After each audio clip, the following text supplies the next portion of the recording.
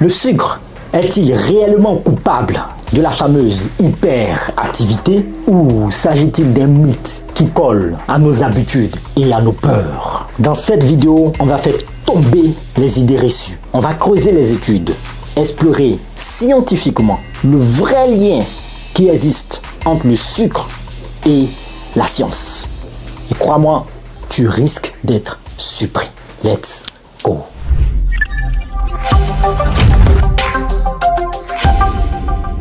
Bienvenue sur la chaîne Science et Culture TV, la chaîne du savoir. Aujourd'hui est jeudi et nous allons voir toutes les rumeurs qui sont associées à la science. Ça veut dire ce qu'on croit vrai, alors qu'en réalité, c'est pas vrai. Bon, vous êtes prêts? Aujourd'hui, on va parler du sucre. Est-ce que le sucre, en fait, rend les enfants hyperactifs? Bon, peut-être que vous croyez cela, mais nous allons parler avec des preuves à l'appui et des vraies preuves scientifiques. Tu as sûrement déjà entendu un prof, un parent, un médecin te dire « Arrête de manger des bonbons, le sucre te rend hyperactif ». C'est une phrase qu'on répète depuis des générations et cette phrase est devenue presque célèbre parce que, d'après eux, le sucre serait responsable des crises d'énergie incontrôlables, de comportements agités et d'enfants qui ne tiennent pas en place. Vous savez, les enfants qui sautent de partout là. Aïe, aïe, aïe. Le sucre serait responsable de tout ça. Mais qu'en est-il vraiment?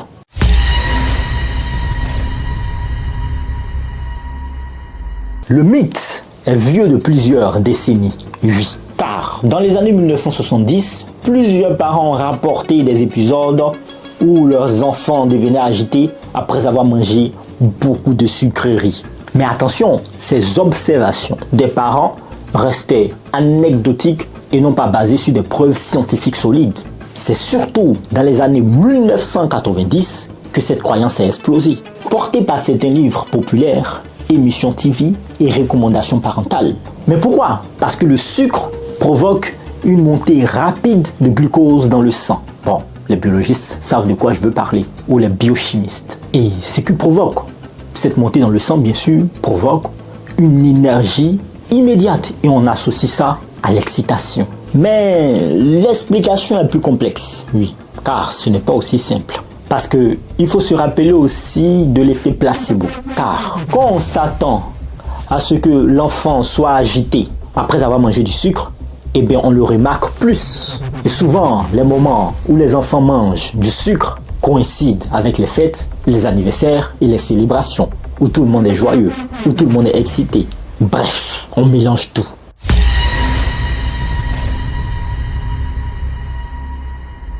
Alors, que dit la science sur ce fait? Depuis les années 1980, de nombreuses études ont cherché à tester ce lien.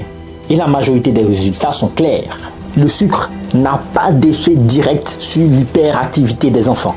Une méta-analyse publiée en 1995 dans le Journal of American Medical Association a passé en revue plusieurs études. De résultat, pas de différence significative entre les enfants ayant mangé du sucre et les enfants avec un placebo. Vous vous rappelez l'effet placebo. Et d'autres études plus récentes confirment ce constat. Que ce soit du saccharose, du sirop de maïs ou du glucose, aucune preuve d'un impact sur l'agitation ou d'un comportement impulsif. Non.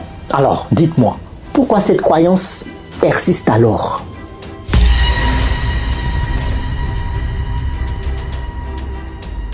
Alors, si ce n'est pas le sucre, c'est quoi alors? Les chercheurs pensent que ce sont surtout l'environnement et le contexte qui jouent un certain rôle. Oui, par exemple, les fêtes et les anniversaires sont souvent associés à une consommation élevée de sucre. Ils sont aussi des moments où les enfants sont excités, stimulés, fatigués ou dans un cadre social très actif. L'effet attente des parents influence aussi la perception, bien évidemment.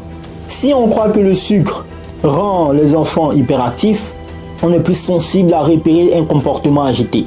Il y a aussi certains enfants avec des troubles comme le TDAH, trouble déficience de l'attention avec hyperactivité.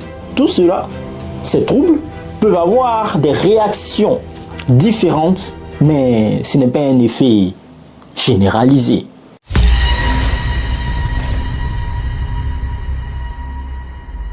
Bien sûr, le sucre a un effet physiologique, on ne nie pas ce fait. Le glucose est la principale source d'énergie du cerveau.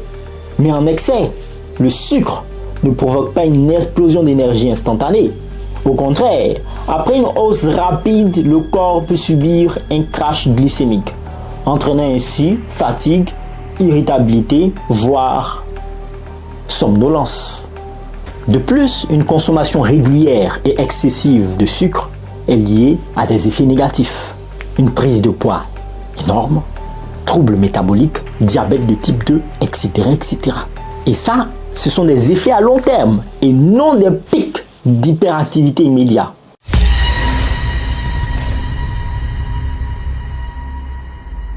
Le mythe du sucre hyperactif est aussi porté par plusieurs facteurs. D'abord, les médias et la culture populaire qui aiment simplifier les causes complexes. Deuxièmement, une nécessité sociale, oui. Parce que trouver un bouc émissaire facile pour expliquer des comportements d'enfants parfois difficiles à gérer.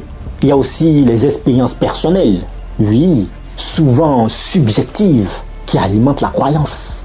Mais surtout, la science nous invite à dépasser ces idées simplistes.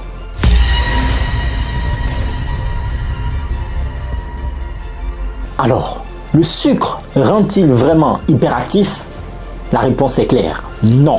Ce mythe est un exemple parfait de comment une idée répandue peut s'imposer comme si elle avait une norme assez solide ou une base assez solide, alors que ce n'est pas le cas.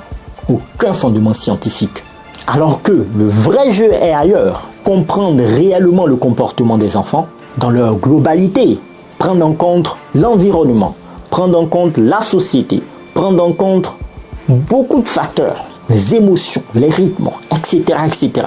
Le sucre est un aliment comme un autre, à consommer bien sûr avec modération.